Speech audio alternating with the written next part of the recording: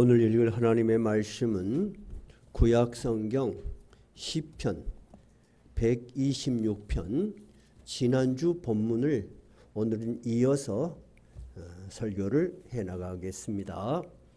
제가 가진 성경은 구약성경 899페이지입니다.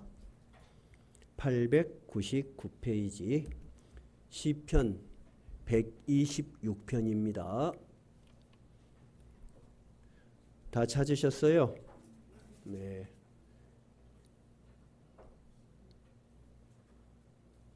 자, 같이 읽도록 하겠습니다.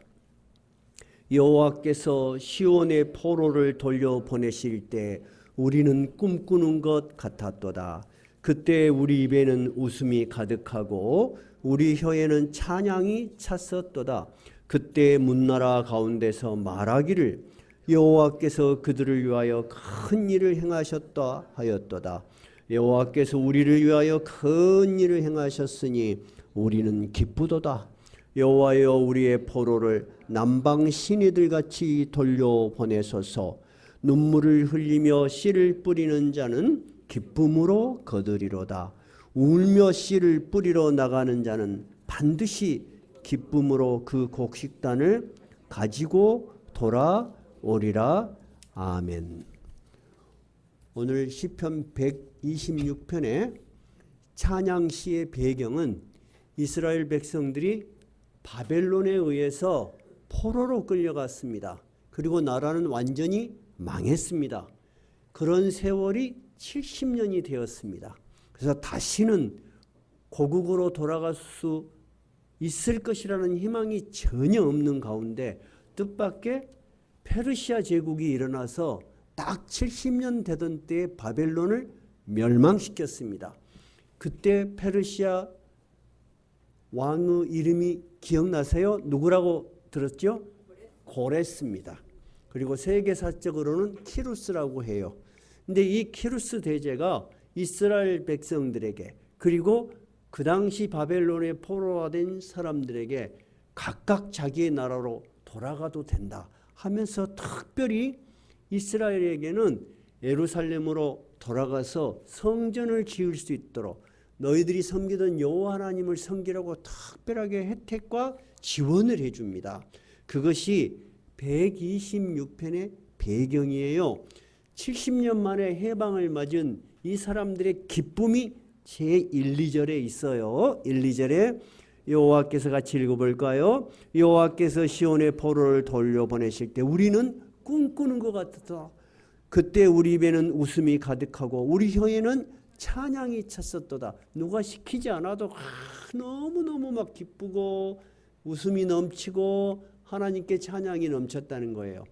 그런데 이스라엘 백성들은 이 일이 우연히 일어난 일이 아니라는 걸 알았어요. 왜냐하면 이미 70년 전에 자기들이 망하기 전에 에레미야라는 선지자가 너희들이 바벨론으로 끌려갈 것이다. 그리고 70년 후에는 돌아올 것이라고 말을 했기 때문입니다. 그래서 이 일이 우연한 일이 아니고 정말 하나님이 자기가 말씀하신 하나님의 역사를 이루셨다는 놀라운 표현을 하는 것이 3절 4절이에요. 읽어봐요. 여호와께서 우리를 위하여 큰 일을 행하셨으니 우리는 기쁘도다. 여호와여 우리의 포로를 남방 시내들같이 돌려보내셔서 하나님이 큰 일을 다 행하셨으니까 이 기쁜 소식이 퍼져서 나라가 없는 줄 알고 떠돌아다니는 그 사람들에게도 이 소문이 귀에 들어가서 모두가 돌아오게 하셔서 굉장히 희망이 넘치는 찬양시고 간증이에요. 그런데 갑자기 본문 126편의 5절 6절에서는 이런 지금까지의 내용하고는 틀린 이야기가 나와요. 뭐라고 해요? 눈물을 흘리며 씨를 뿌리는 자는 기쁨으로 거두리로다. 울며 씨를 뿌리러 나가는 자는 반드시 기쁨으로 그 곡식단을 가지고 돌아오리라. 왜 갑자기 눈물을 흘리며 울며 씨를 뿌리러 나가는 이런 이야기가 나왔을까 하는 것이 오늘 설교의 본문입니다. 지난주는 1, 2, 3, 4주, 오늘은 5, 6절을 중심으로 하나님 말씀을 여러분과 함께 나누려고 해요. 여러분, 왜 갑자기 이 이스라엘의 시인은 눈물을 흘리며 씨를 뿌린다, 또 울며 씨를 뿌리러 나간다, 그렇게 이야기를 했을까요? 왜 갑자기 시의 주제가 바뀌면서 이런 내용이 나왔을까요? 생각을 해보세요. 왜 그랬냐 하면은 그렇게 해방의 기쁨으로 자기 고국으로 70년 만에 돌아갔어. 돌아가니까 환영하는 사람이 있어요? 없어. 땅은 완전히 황폐화되어 있고 그 찬란하던 성전은 토대도 없이 무너져 버리고 모든 것을 새로 시작해야 되는 너무나 힘든 상황이라는 것을 깨달은 거예요. 우리가 신앙이 있어서 하나님의 말씀을 받아들이고 하나님 말씀대로 살면 좋겠다라고 생각을 하고 마음은 벅차지만 우리의 현실은 어때요? 암울할 때가 굉장히 많잖아요. 성경은 여러분 굉장히 사실적이에요. 저는 성경에 대해서 깊은 신뢰를 갖는 것은 어렸을 때 우리 하랑이 하원이처럼 주일학교부터 다녔던 들었던 그런 믿음에 대한 이해도 있지만 내가 인생을 살아가면서 이 성경은 정말로 모든 것을 현실 그대로를 우리에게 보여준다는 거예요. 가르친다는 거예요. 그럼에도 불구하고 하나님께서 우리와 함께 하심을 분명하게 우리는 알 수 있어요. 그래서 이 성경이 위대한 거예요. 이 시인은 지금 너무나 암울한 현실을 맞이한 거예요. 그죠? 이 어떨 거예요? 하니까 땅은 황폐화되고 논도 없고 밭도 없고 먹고 살 생존의 문제에서부터, 그리고 그 땅에 들어와 살고 있던 사람들이 어때? 자기들을 환영해요? 반대해요? 반대해. 이제 70년 만에 돌아온 이 사람들이 이방인이 된 거야. 그렇겠죠? 그리고 뭔가 하려고 그러면 계속 방해를 해. 왜 오늘도 우리가 시편 126편에 5절 6절이 본문의 말씀이 되냐? 우리가 지난주에 광복 80주년을 맞이해서 이스라엘에게 주어진 해방의 기쁨과 하나님에 대한 감사가 세계 역사에 대한민국에도 그대로 재현됐다는 것을 말씀드렸어요. 그러면은 우리나라 역시 해방이 돼서 36년 만에 일제로부터 태극기를 들고 나와서 대한독립 만세우고 막 그런 장면 보셨죠? 신문에 사진 찍어진 거 보여줘요. 대단해요. 근데 여러분, 그 화려하고 그 기쁨 넘치는 희망도 잠깐이요. 이미 일본이 모든 경제를 주관했다가 일본 사람들이 싹 물러가니까 어떻게 이 경제가 운용이 될지도 모르고, 그리고 그 당시 모든 땅은 소작농이었어. 지주들의 땅이었어. 그러면 그 당시에는 그 지주들이 주로 누구요? 친일파들이야. 그러니까 생존의 문제에 부딪혔고 어떻게 살아야 될지, 그리고 이미 그 시대에는 공산주의가 소련, 중국 해서 전 세계를 적화시키려고 한반도를 향해서 다가오고 있어. 한반도는 요만한데 소련과 중국은 이만한 땅이요. 거대한 땅이 붉은 기운이. 그리고 이미 남한에 간첩들, 지금으로 말하는 간첩이고 그 당시는 사회주의자들이 곳곳에 뿌리를 내리고 있었어. 그래서 좌익과 우익이 극심한 대립이 있었어요. 그 대표적인 사건이 뭐야? 우리 여수에서 일어난 여순 사건이 여러분 대표적인 사건이요. 6.25 전에 일어난 사건이요. 그 사건은 6.25 후에 남북이 갈라져서 생긴 사건이 아니에요. 그런데 지난주에 우리가 여러분에게 말씀드렸던 것, 대한민국에 일어났던 놀라운 하나님의 손길을 우리는 살펴봤어요. 일제시대에 이곳에 하나님의 복음이 떨어졌어요. 그때 이 조선을 어떤 나라라고 사람들은 부르셨나요? 조용한 아침의 나라. 조용한 아침의 나라라는 뜻이 뭐예요? 전혀 알려지지 않은 그런 의미가 있어요. 그리고 사람들이 굉장히 순박하다, 그런 의미도 있어요. 이 조용한 아침의 나라, 아무도 관심을 갖지 않던 이 나라에 선교사들이 복음을 들고 성경을 들고 사랑을 가지고 목숨을 걸고 아무도 알지 못하고 여기곳에 오면 어떻게 될지도 모르는 이 이국 멀리 먼 땅에 선교사들이 왔어요. 그 선교사들이 주로 여러분 한국에서 이 풍토병을 못 이기고 병에 걸리면 의료시설이 없게 죽은 사람들이 굉장히 많았어요. 일제시대 때 그 전에 이미 우리나라에 복음이 들어왔어. 그 복음이 확 퍼지고 있었어요. 그 대표적인 사건이 뭐라 그랬어요? 1919년 3.1절. 3.1절에 독립선언문을 기초한 지도자들, 민족의 지도자들 33인 중에 몇 명이 기독교인이었다? 16인이. 기독교의 지도자들이, 한국의 지도자들이 기독교로 많이 무장이 돼 있었어. 그래서 1948년에 이제 대한민국의 나라의 이름, 그리고 어떤 정치체제를 가질 것인가, 어떤 법령을 가질 것인가 하는 것을 만들어야 되는데 우리나라 스스로가 이것을 만들었어요.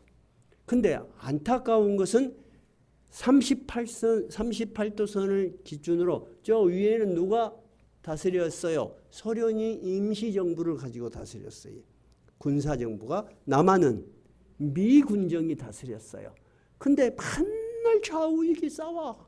이게 끝이 없겠어. 그래서 유엔에서 선거가 가능한 지역이라도 선거를 뽑자. 그렇게 해서 남한만의 단독 정부가 수립이 됐어요.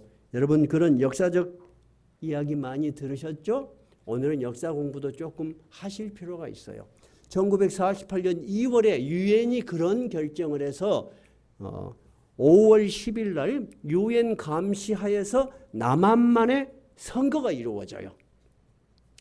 그때 뽑힌 국회의원들이 바로 재헌 국회의원이요. 헌법을 만드는 국회의원이요.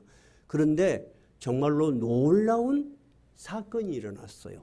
재헌 국회가 딱 시작을 할 때 제일 나이 많은 이승만 대통령이 그 당시에 종로구의 국회의원으로 뽑혔어. 근데 제일 나이가 많아서 임시의장이 됐어. 근데 이 이승만 임시의장이 지난주 설교 내용이에요. 이렇게 시작해요. 대한민국 독립민주국 제1차 회의를 여기서 열게 된 것을 우리는 하나님께 감사합시다. 나는 먼저 우리가 성심으로 모두 일어나서 하나님께 감사를 드릴 것인데 이 운영 의원이 나오셔서 간단하게 감사의 기도를 해주시기 바랍니다. 제가 긴 것을 잠깐 줄여서 말씀드렸어요. 근데 이 운영 의원이 누구냐? 종로구 국회의원이야. 그때 종로구에서 국회의원이 2명이었던 모양이죠. 이 운영 의원이 나왔는데 이분은 감리교 목사야.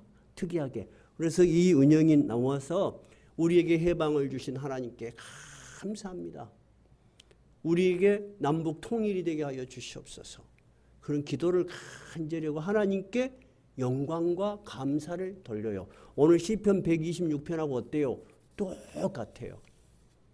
그것이 첫 번째 놀라운 일이요. 왜 놀라운 일이냐? 대한민국은 기독교 국가가 아니에요. 그 당시 지금처럼 기독교 인구가 많았건 또 아니에요. 그런데 하나님께서는 대한민국에 그 27살, 26살 청년 선교사들이 그리고 이제 결혼한 선교사들이 조선의 땅에 와서 조용한 아침의 나라에 와서 복음의 씨앗을 뿌린 것이 이 민족의 지도자들 될 사람들에게 굉장히 영향을 줬다는 거예요. 그러면 여러분 그 국회의원들이 198명이 다 일어나서 하나님께 감사 기도를 했겠어요?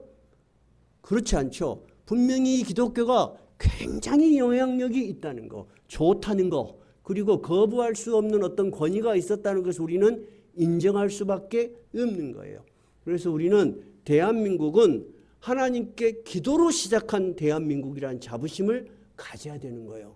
그런 자부심이 없으면 항상 대한민국의 문제점만을 보는 거예요. 여러분 대한민국은 36년 동안 일제 치하에서 아무것도 없었던 나라예요. 거기에서 그렇게 시작됐다는 것은 놀라운 거예요.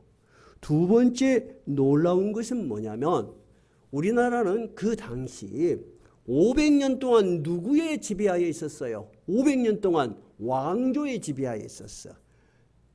양반들은 일을 하지 않았어요.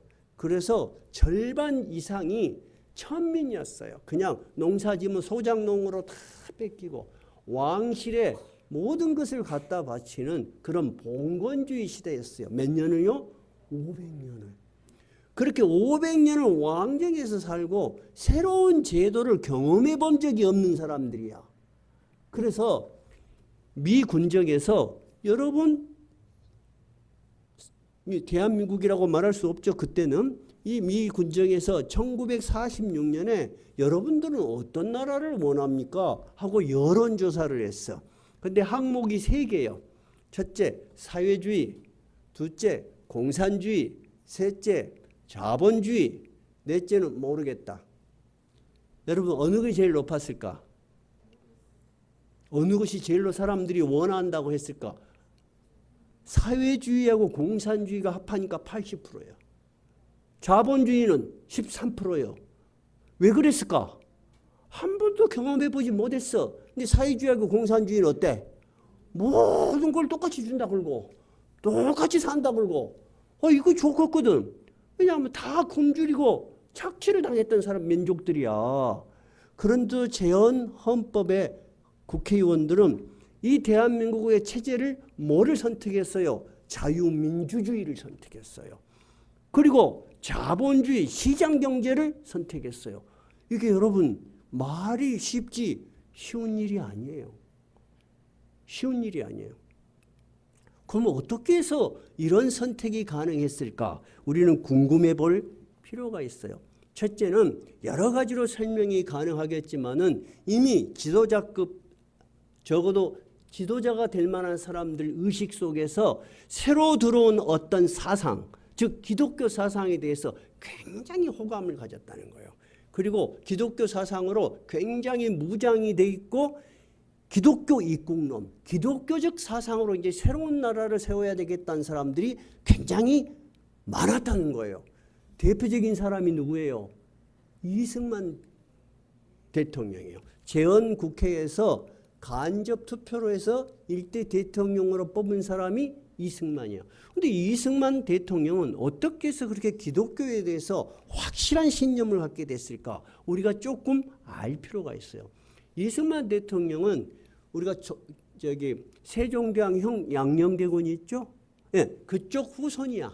그래서 유교 사상에 뿌리 깊은 집안이요. 과거 시험을 보려고 공부를 많이 하려던 사람이요.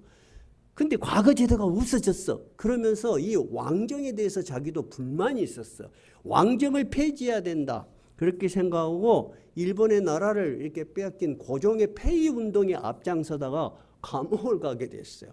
그래서 5년 7개월이나 감옥에 들어가게 됐어요. 거기서 성경을 접하게 됐어요. 성경을 보면서 보면 볼수록 정말로 받아들여지는 거야. 그래서 그에 나와서 세례를 받고 아펜젤로 선교사가 세운 배제학당을 졸업하고 선교사들의 관심과 후원과 많은 도움으로 미국의 조지 워싱턴 대학에서 정치학 학사, 하버드 대학에서 정치학 석사, 프린스턴 대학교에서 정치학 박사를 했어요. 그러니까 이 사람은 미국에서 자유주의와 자본주의를 경험을 했어. 근데 그런 사람들이 많이 있었을까요? 거의 없었어요. 근데 이 사람에게 영향을 준 사람들이 바로 기독교인들이야. 도산 안창호 선생이나 서재필 선생, 이런 사람들이 이미 서구의 문물을 경험하고 기독교인이나 된 사람이야. 근데 여러분, 기독교로 입국해야 되겠다는 사람은 이 사람들뿐만이 아니야. 우리가 마치 이승만의 정적, 김구 이렇게만 생각하죠. 그렇게 생각을 아니요. 김구가 신실한 크리스찬이었어요. 김구 선생이 기독교 입국론을 가지고 주창을 하던 사람이야. 김구가 한 유명한 말이 있어요. 나는 10개의 경찰서를 세우기보다는 하나의 교회를 세우겠다. 이것이 김구의 이야기예요, 여러분. 그러면 우리가 지금의 민족적 갈등으로 보지 말고 그것보다 더 높은 차원에서 하나님께서 이 나라의 민족들의 지도자들에게 기독교에 대해서 굉장히 강렬하고 좋은 영향을 미쳤다는 거예요. 그리고 지난주에 기독교가 초기에 들어와서 얼마나 많은 일을 했는가 제가 이야기를 했죠. 첫째는 학교를 세워서 모두가 공부할 수 있도록 했어요. 그리고 500년을 이어온 신분 차별을 아무도 없앨 수가 없어요. 어디서 쌍놈이 그러면은 명함도 못 내밀어. 천민은 어떻게 해도 돈을 벌어도 그 쌍놈이야 그냥. 그래서 우리나라 말에 욕이 뭐가 있어? 쌍놈 새끼. 그것이고 욕이요. 네 조상은 지금 네가 이래도 뿌리가 니는 별 볼 일 없는데 그 500년의 역사를 기독교가 무너뜨린 거예요. 어떻게 무너뜨렸다 그랬어요? 교회를 세웠는데 사람들이 와. 근데 주로 이게 몽고하고 양반들은 학문적 관심으로 교회를 다녀. 교회를 왔는데 보니까 누가 들어오더라? 쌍놈이 들어와. 천민이 들어와. 양반들이 깜짝 놀란 거예요. 우리 저 사람들하고 같이 예배 못 드린다. 저 사람들이 오면 우리 나가겠다. 자, 교회가 지금의 기준으로 보자면 헌금을 하면 양반이 많이 할까? 쌍놈이 많이 할까? 양반이 많이 하겠지. 그러면은 이기적인 목적이라면 양반 교회에 세우고 싶겠죠? 근데 대한민국에 들어온 선교사는 단 한 사람도 그런 사람이 없었어요. 하나님은 모든 인간을 평등하게 창조하셨다. 이 교회는 신분 차별이 없다. 그렇게 해서 신분 차별을 없앴어요. 학교를 세워서 누구든지 공부하게 했어요. 그렇죠? 그 다음에 남녀 차이도 없었어요. 교회를 같이 오면은 남녀가 옛날에는 같이 못 있었어요. 그래서 어떤 교회가 생겼다 그랬어요? 기역자 교회가 생긴 거예요. 이쪽은 남자가 앉고 저쪽은 여자가 앉고 그런 정도로는 구별을 해줬어요. 그 다음에 병원을 세웠어요. 그 다음에 여자는 공부하면 안 됐어요. 전에도 말했지만 여자 목소리가 높아지면 안 된다. 암탉이 울면 집안 망한다. 그런 생각이 있었어요. 그런데 여자들이 다닐 수 있는 고등학교, 대학교 다 만들었어요.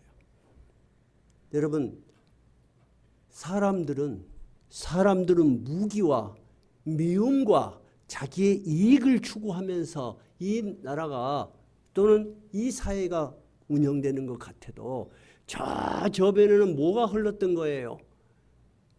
기독교적인 사랑과 헌신. 그것이 대한민국의 뿌리가 된 거예요. 나는 그것을 여러분에게 정말 제 깊이 경험의 세계로 이야기할 수 있어요. 제가 20살 때는 지금부터 몇 년 전이에요. 40년이 훨씬 넘어. 나는 그래도 여수라는 도시에서 살았어. 근데 내 친구가 시골 학교 교사가 됐어. 20몇 살 때 이야기예요. 근데 교사가 됐으니까 어렸을 때부터 교회 친구니까 야 제출아 이번 방학 되면 우리 섬에 놀러 와라. 섬에 선생님을 했어. 그래서 내가 학교가 청년 때 그 섬을 한번 놀러 갔는데 교실이 2개밖에 없는 거야. 적어도 몇 개가 있어야 돼요. 우리 기준으로는 최소한 6개는 있어야 되잖아. 근데 교실이 2개밖에 없어. 하나는 교장, 교감, 선생님 1명, 우리 친구. 그 사람들이 쓰는 교실이요. 그 다음에 나머지 교실 한 칸은 학생들이 써. 왜 어떻게 쓰냐? 보니까 칠판이 좌, 우, 뒤에 3개가 달렸어. 1, 2학년은 이쪽 보고 앉아. 3, 4학년은 저쪽 보고 앉아. 5, 6학년은 저쪽 보고 앉아. 교실 하나에서 이쪽 보고 앉고. 왜냐하면 학생들도 적고 아주 낙후된 섬이거든. 내가 무슨 이야기를 하려고 하냐면 자 이런 이야기만 들어도 깡촌이 아니요. 완전히 깡촌의 섬이요. 근데 수요일이었을 거예요. 제 기억 속에. 수요 예배를 간다는 거예요. 그래서 내가 야 여기도 교회가 있냐? 그러니까 그럼 하고 갔어. 근데 전부를 마루를 깔아놨어. 근데 수요일 날인데 옛날에는 전기도 막 아깝다고 막 그랬잖아. 이런 형광등이 어디 있어? 전부 다 막 그 동그란 그런 거. 그 학교에 왔던 애들 전부가 와 있는 거야. 거의 다. 그거 할머니, 할아버지 뭐 다 와 있는 거야. 그 섬에. 제가 그때 신선한 충격을 받았어요. 야, 이 섬 곳곳마다 누가 들어와 있다? 예수 그리스도의 복음이 들어와 있어. 복음이 들어와 갖고 매주 저녁마다 새벽기도마다 모여서 찬양하고 하나님 말씀을 읽고 얼마나 여러분 계몽이 되겠어. 안 그래요? 우리 어머니 시대에는 학교 못 다닌 사람들이 많았어요. 글 못 읽는 사람들 많았어요. 근데 하도 성경을 읽으니까 줄줄줄줄줄줄줄 기도는 또 얼마나 잘하는데. 대한민국이 여러분 지도자 몇 명이 발전시킨 거 아니요. 진짜로 우리 눈에 보이지 않지만 곳곳마다 다 복음이 들어가서 헌신적인 그분, 헌신적인 사람들이 기독교 복음으로 민중을 계몽시키고 민중을 교화시킨 거예요. 만약에 섬에 저 산골에 그런 게 없었으면 어쩔까? 농사 짓지 않은 때는 다 뭐 했어요? 다 노름했어요. 그래서 지어놓은 농사 다 날려먹고. 그래서 대한민국의 선교사들이 처음 오니까 사람들이 그리 술을 먹고 노름을 하고 우상이 팽배해. 그래서 대한민국에서 민주주의가 꽃피리라는 것은 아무도 상상을 못했던 거예요. 두 번째 놀라운 건 뭐라고요? 이 땅에 자유민주주의를 꽃피웠다는 거예요. 그것은 우리가 경험해보지 못한 세계였고 그 당시 사람들은 다 사회주의, 공산주의가 좋은 줄 알았다니까. 그래서 우리는 자유민주주의와 시장경제를 선택했어.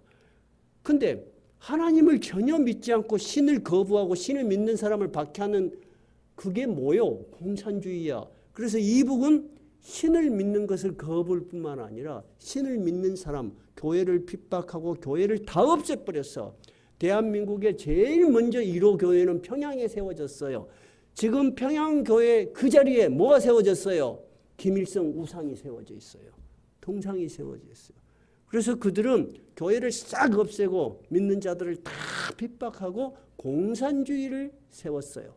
여러분, 자유민주주의를 세우든 공산주의를 세우든 다 앞으로 잘 될 거라고 생각했겠죠. 이 체제보다는 우리가 더 나아, 저 체제보다는 우리가 나아, 그런 판단을 했겠죠. 근데 세월이 80년이 흘렀어. 80년이 지난 지금 어때요? 대한민국은 세계 12의 경제대국이 됐어요. 세계 5대 강국이 됐어요. 대한민국만큼 민주주의가 발달된 나라 거의 없어요. 나는 대한민국 사람이면서도 어쩔 때는 깜짝 놀라는 것이 버스 기다리려고 겨울에 딱 앉아있는 엉덩이가 어때? 따뜻해. 세계 사람들이 와서 놀래부러. 이게 어디서 전기가 들어온다냐? 놀래부러. 두 번째 놀린 게 뭐예요? 화장실이야. 유럽은 화장실이 없어. 그래가지고 좀 미안한 이야기지만 유럽 선진국이라는 생각은 옛날이에요. 길거리 저 뒷면에 보면 막 그래 막 화장실은 없고 잘 안 빌려줘. 화장실 가려면 돈 내야 돼. 음식 먹어야지 그 화장실 사용할 수 있어. 대한민국은 온 천지가 화장실에 들어가면 따라라라 음악이 나와. 놀래부러. 그리고 향기가 막 확 나. 그래서 외국 사람들이 그거 가짜라 그랬대. 누가 사진을 찍어서 보내. 어디서 찍었냐? 그러니까 화장실에서 찍었다는 거야. 너무 배경이 좋아서 뭔 놈 화장실에서 사진을 찍냐 하고 안 믿었대. 그래서 와서 보니까 어때? 화장실이 사진을 찍기 너무 조명빨이 좋다는 거야. 여러분 놀라운 발전. 그죠? 대한민국은 엄청 발전했어요. 그럼 여러분 북한은 어때요? 세계에서 가장 못 사는 나라야. 유엔이 인권 탄압 국가로 지정한 나라야. 그 다음에 우리가 오픈도어 선교회 조금씩이라도 후원을 하죠. 오픈도어 선교회가 세계의 기독교를 박해하는 나라 20년째 제1위가 어디요? 북한이야. 북한은 우리나라 국민 총생산의 60분의 1밖에 안 돼. 국민 1인당 소득의 30분의 1밖에 안 되는 가난한 나라야. 너무너무 갈라졌어. 80년 전에 시작했을 땐 이것을 상상했을까요? 상상하지 못해요. 여러분 이 차이는 어떻게 생겼을까요? 많은 설명이 가능하겠지만 뚜렷하게 우리 눈에 보이는 것은 우리는 하나님을 찬양하고 섬기는 민족이 된 거예요. 그들은 하나님을 찬양하지 않아. 하나님을 믿지도 않아. 성경을 가지고 예배를 드리면 어떻게 돼? 정치범 수용소로 잡혀가거나 그 자리에서 오줌을 죽여버려. 여러분 그런 나라에 가서 살고 싶으세요? 그건 아니죠. 그럼 여러분 이 선택을 우리의 힘으로 했다고 우리가 생각할 수 있을까요? 하나님의 은혜라고 우리는 믿을 수 있을까요? 하나님의 은혜라고 우리는 믿을 수 있는 거예요. 인간은 누구나 개인으로나 국가적으로나 다 잘 살기 위해서 힘쓰고 애씁니다. 그러죠? 여러분 노력하고 계시죠? 그죠? 여러분 개인이 어떤 노력을 해왔냐 하는 것은 개인의 역사야. 한 민족이 어떻게 노력을 해왔냐 하는 것은 뭐예요? 민족사야. 우리는 우리 나름대로 많은 지도자를 배출하고 많은 정책을 하면서 한국의 역사를 써온 거예요. 그것이 한국 역사죠. 한국의 역사에는 많은 뛰어난 지도자들이 있었지만은 한국 역사를 거슬러 올라가 봐요. 한국 역사를 거슬러 올라가면은 그 대통령들의 최후가 어떻게 됐는가? 이승만 대통령은 결국 어떻게 됐어요? 부정선거와 독재 정권으로 4.19 혁명에 의해서 쫓겨갔어요. 하와이로. 산업화를 일으켰던 박정희 대통령은 어떻게 됐어요? 자기가 아끼던 중앙정보부장의 총에 죽었어요. 그리고 4명의 대통령은 다 어떻게 됐어요? 감옥으로 갔어요. 1명의 대통령은 어떻게 됐어요? 고향의 부엉이 바위에서 가족의 비리 때문에 자살했어요. 또 2명은 어떻게 됐어요? 자기 자식들이 권력 비리로 다 감옥을 갔어요. 지금 전직 대통령은 어떠고 있습니까? 부부가 구속되는 초유의 사태를 맞이했습니다. 여러분, 이것이 인간의 역사야. 인간의 역사는 완벽하지가 않아. 다 잘하려고 했어. 다 자신 있게 시작했어. 다 화려하게 시작했어. 근데 어때? 자기 뜻대로 안 됐어. 이런 불행한 결과가 있을 거라고 생각했다면 이렇게 살았을까? 그렇게 살지 않았을 거야. 이 사람들에게 다시 물어봐서 다시 당신이 대통령 하고 싶다고 하면 안 한다 할 사람도 있을 것 같아. 여러분, 이것이 인간의 역사입니다. 누구나 다 잘 살고 싶습니다. 잘하고 싶습니다. 아주 멋있는 미래를 꿈꿉니다. 그래서 좋은 일도 많이 했지만은 인간의 뜻대로 되지 않는 것이 인간의 역사. 여러분의 역사도 마찬가지요. 여러분이 힘쓰고 애써서 화려하고 아무 걱정 없는 미래가 펼쳐지기를 바라지요. 근데 여러분 살아보니까 그리 됩디요? 어디 한번 손들어 보자. 나는 내가 꿈꾸는 대로 인생이 펼쳐졌다. 손들어 보세요. 없잖아요. 여러분, 여러분이 생각하지 않는 대로 인생은 흘러가는 거예요. 근데 우리가 그나마 감사한 것은 하나님은 하나님을 믿고 의지하는 백성들의 그들의 역사를 하나님이 대신 쓰고 계신다는 거예요. 이것이 오늘 제가 여러분에게 마지막으로 드릴 메시지야. 한국의 역사를 보면서 여러분들 많은 생각이 들 거예요. 나는 거기에 대해서는 일체 언급하고 싶지 않아요. 여러분들의 인식과 여러분들의 평가와 여러분들이 아시는 대로 행동하실 거예요.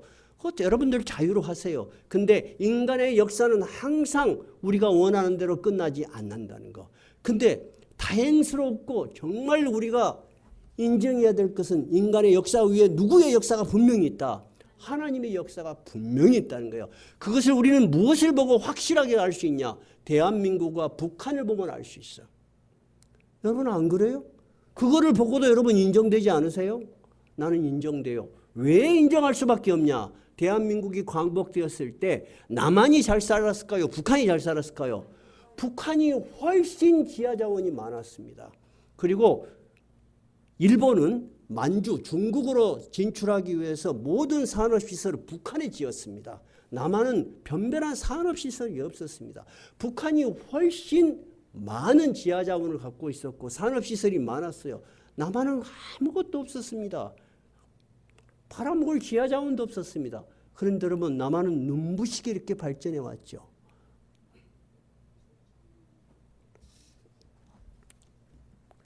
오늘 제가 이 말씀을 일부러 준비하는 이유는 우리는 믿는 자로서 세상의 역사에 너무 매몰돼서는 안 된다는 거예요. 하나님의 역사를 바라보면서 나라를 위해서 기도하자. 저는 그렇게 이야기하는 거예요. 제가 지난주에 이야기했듯이 목사님들이 저에게 김재출 목사님은 정치도 또 하시고 그랬으니까 요즘 현황에 대해서 정치 현황에 대해서 우리가 좀 모르는 거 우리에게 좀 들려줄 말씀을 들려주십시오 라고 했을 때 제가 그 이야기를 했어요. 나는 하나님께 드리는 기도가 분명히 이루어진다고 믿습니다. 여러분은 나라를 위한 기도를 해본 적이 있습니까? 난 물어봤어요. 진짜 나라를 위해서 기도해 본 적이 있냐? 우리는 이렇고 저렇고 평가하지만 진심으로 나라가 잘 되기를 위해서 기도해 본 적이 있냐? 제가 물어봤어요. 우리가 그것을 잊어버린다면은 우리는 목회자로서 다시 돌아가야 된다, 사명을. 그러면 하나님이 거대한 역사를 움직인다는 걸 우리 인정하지 않는 거잖아요. 근데 우리가 하나님께 진정으로 기도를 하고 믿는다면은 이 세상의 역사를 누가 주관한다고 믿는 거예요? 하나님이 주관한다고 믿는 거예요. 저는 그것을 믿어요. 제 인생을 통해서 믿고 제가 경험해 본 정치의 세계에서도 저는 확실히 느꼈어요.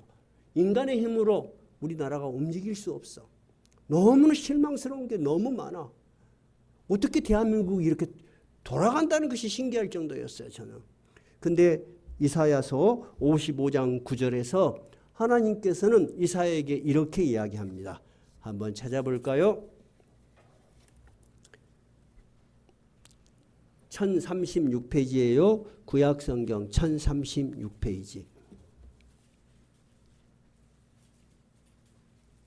1036페이지예요. 이사야 55장 8절 9절 한번 읽어볼까요? 다 찾으셨어요? 같이 읽어봅시다. 시작. 이는 내 생각이 너희의 생각과 다르며 내 길은 너희의 길과 다름이니라. 여호와의 말씀이니라. 이는 하늘이 땅보다 높음 같이 내 길은 너희의 길보다 높으며 내 생각은 너희의 생각보다 높음이니라. 하나님도 생각하시는 길이 있다는 거야. 하나님도 어떻게 이 나라와 이 사람을 위해서 생각을 가지고 계신다는 거야. 근데 내 길과 내 생각은 하늘이 땅보다 훨씬 높은 것 같이 너희들보다 훨씬 높다는 거야. 그러니 여러분, 우리가 이사야서에 이 말씀을 인정하고 믿음으로 받아들인다면 이 어려운 시기에 나라를 위해서 기도하는 것이 얼마나 중요한 일이겠습니까? 저는 그래서 여러분에게 8월 한 달 광복절을 맞이해서 2번에 걸쳐서 처음입니다. 현실적인 설교는. 왜 그러냐? 너무나 지금 한국의 상황이 위험한 상황입니다. 제가 봤을 때는. 경제적으로도 이제 더 이상 올라갈 데가 없어요. 이제 꼬꾸라질 것이냐, 그 다음에 올라갈 것이냐는 지점에서 여러분들 다 뉴스를 보셨죠? 미국이 옛날같이 우리를 받아들여주고 있지 않죠? 미국도 이미 빚이 일시 백조 다음에 최고 높은 숫자가 뭐요? 조요. 그 다음에 뭐요?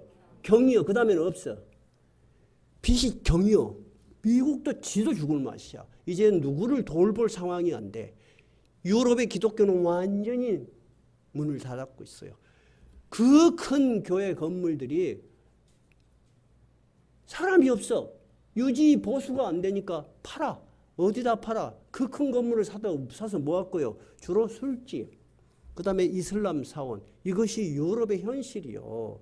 유럽에서 여러분, 이 성경의 본산지가 어디요? 영국이죠. 영국에 이제는 아시아에서 영국의 선교를 보냅니다. 난 처음에는 이해가 안 됐어. 영국 교회의 현실이요. 그리고 아편 중독자들이 막 캐나다, 미국 어디 너무나 많아. 정부가 컨트롤해야 되는데 여러분, 하나님을 떠나버리고 하나님에 대한 믿음과 하나님에 대한 신뢰를 떠나버리면 인간은 마음의 방향을 잃어버려. 그럼 어디로 가? 세상으로 치우칠 수밖에 없어.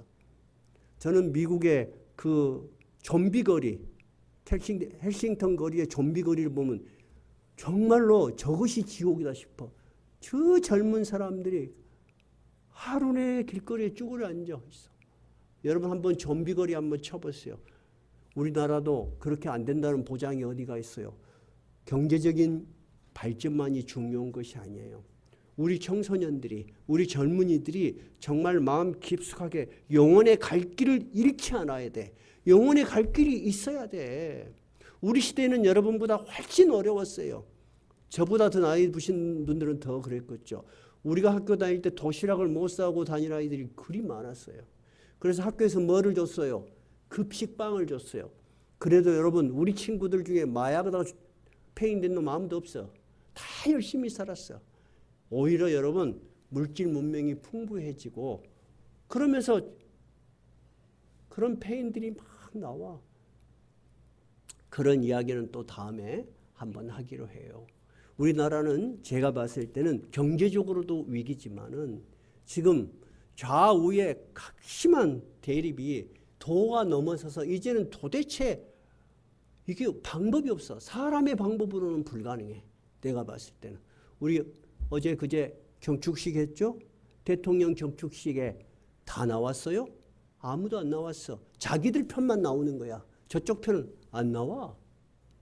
나라가 완전히 분열이 됐어. 근데 우리 기독교인마저 나라를 위해서 기도 안 하면 도대체 나라를 위해서 누가 기도하겠습니까, 여러분? 나는 교회가 먼저 살아야 된다고 생각해요. 세상의 역사를 보지 말고 누가 움직이시는 역사를 보자? 하나님이 움직이시는 역사를 보자. 왜? 하나님께서 내 길은 너희의 길과 다르며 내 생각은 너희 생각과 다르다. 하늘이 땅보다 높은 같이 차이가 난다는 거예요. 인간의 힘으로는 여러분 문제를 해결하기가 힘들어요. 인간은 증오와 대립과 갈등으로 문제를 해결할 수밖에 없어. 왜냐하면 자기가 살기 위해서. 근데 여러분 그걸로는 해결이 안 돼. 우리 기독교의 복음이 위대한 건 뭐예요? 미움과 갈등이 아니요. 사랑과 헌신이었어요. 그죠? 우리 기독교가 힘이 있었던 것은 사랑과 용서와 헌신이었어요. 여러분 미움과 증오로는 절대 문제가 해결이 안 됩니다. 그것은 제가 제 인생에서 경험했어. 사랑과 용서와 헌신, 겸손한 마음 이런 것들이 여러분 공동체를 살리고 나를 살리고 가정을 살리는 거예요. 오늘 제가 이 말씀을 여러분께 드리는 것은 이 좌우의 극심한 갈등, 미움과 증오가 팽배한 이 현실에서 우리는 먼저 80년 전에 이 나라에 해방을 주신 하나님께 감사합시다. 그리고 우리나라가 이렇게 발전할 수 있도록 도와주신 하나님께 영광을 돌립시다. 그리고 우리나라를 위해서 여러분 진심으로 기도합시다. 이 말씀을 드립니다. 찬송가 582장입니다.